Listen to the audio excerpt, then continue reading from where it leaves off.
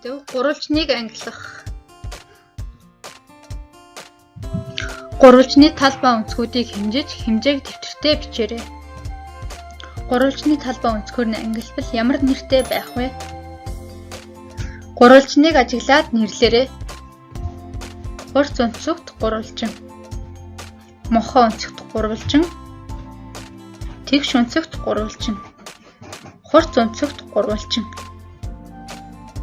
Гурвалжныг ажиглаад нэрлэлцгээе. Нэг өнцөг нь тэгш, нэг өнцөг нь мохоо, бүх өнцөг нь хурц байна. За тэгвэл нэрлэхдээ нэг өнцөг нь тэгш бол тэгс өнцөгт гурвалжин, нэг өнцөг нь мохоо бол мохоо өнцөгт гурвалжин, бүх өнцөг нь хурц бол хурц өнцөгт гурвалжин гэж нэрлэнэ.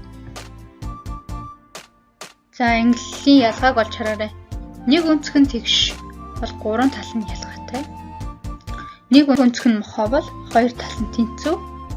Бүх өнцөг нь хурц бол гурван тал нь тэнцүү. Гурван өнцөг гурван тал нь ялгаатай бол элдв талт гурвалжин. Хоёр өнцөг хоёр тал нь тэнцүү бол адил хажууд гурвалжин. Гурван өнцөг гурван тал нь тэнцүү бол зөв гурвалжин гэж нэрлэдэг. Гурвалжны гурван өнцгийг хайчилж аваад нийлүүлэхэд 180 градус үүсэж байна. Иймд гурвалжны дотоод өнцгийн хэлбэр нь 180 градустай тэнцүү байдаг. Гурвалжны шинжүүдийг мэдсэн мэдлэгээ хэрэглэн ялгаатай гурвалжингуудыг зураарай. Зурсан гурвалжныхаа өнцөг ба талуудыг хэмжиж тэмдэглээрэй.